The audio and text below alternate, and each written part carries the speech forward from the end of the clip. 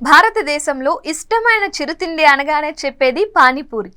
ఇదంటే పెద్దలే కాదు, చిన్న పిల్లలకు, యువతకు ఎంత ఇష్టమో తెలిసిందే. మంచి స్ట్రీట్ ఫుడ్గా మహా ఫేమస్.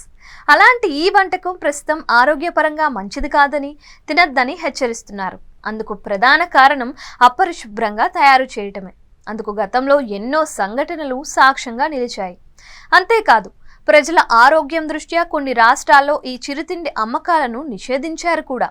ముఖ్యంగా ఈ పానీపూరిలో వినియోగించే మసాలా నీరు కోసం కలుషితమైన నీటిని వినియోగించడంతోనే అసలు చిక్కంతా వచ్చిపడుతోంది. ప్రస్తుతం ఇదంతా ఎందుకు చెబుతున్నాను అనుకుంటున్నారా? ఈ వంటకం గురించి అసలు ఎలా వచ్చిందో, దీన్ని ఎవరు తయారు చేశారో తెలిస్తే మీరు విస్తుపోతారు.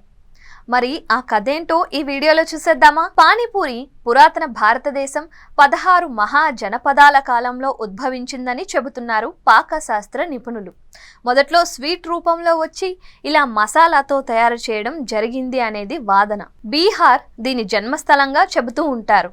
అంతేకాదు, దీనికి మహాభారతం కనెక్షన్ కూడా ఉందంట. ద్రౌపది పాండవులను వివాహం చేసుకొని అత్తగారింటికి వచ్చినప్పుడు ఆమె పాక నైపుణ్యంపై పరీక్ష పెట్టిందట కుంతీదేవి. ఆమెకు తగినంత పూరీ పిండి, కొన్ని బంగాళదుంపలు, మసాలా దినుసులు ఇచ్చి తన కుటుంబానికి సరిపడా రుచికరమైన వంటకం చేయాలని చెప్పింది కుంతీదేవి. అయితే ఆమె ఇచ్చిన పిండి తన భర్తలు 5గురు అత్తకు సరిపడేలా చేయడం అనేది అసాధ్యం. ఎందుకంటే భీముడు ఎంత తింటాడో తెలియంది కాదు.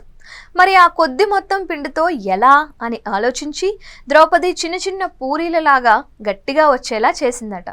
సహజంగా నీళ్లు తాగితే కడుపు నిండిపోతోంది, ఎక్కువ మొత్తంలో తీసుకోవటం కుదరదు. ఎలాగో గట్టిగా కరకరలాడే ఈ పూరీలను తినాలంటే మామూలు కూరతో సాధ్యం కాదు. అదే నీళ్ల మాదిరి రసం లాంటి దానితో తింటే కడుపు నిండిన అనుభూతి కూడా కలుగుతోంది. అందరికీ సరిపెట్టచ్చు అని భావించి ఆమె మసాలాలన్నింటినీ కలిపి చక్కటి పలుచిన రసంలా తయారు చేసిందంట.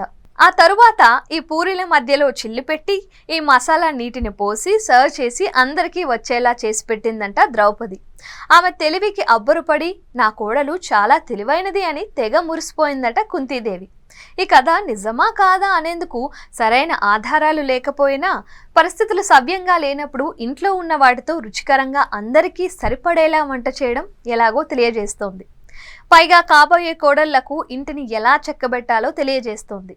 చివరగా పానీపూరికి మాత్రం స్ట్రీట్ సెంటర్లలో కాకుండా ఇంట్లోనే ఈజీగానే చేసుకునే పలు విధానాలు వచ్చేశాయి.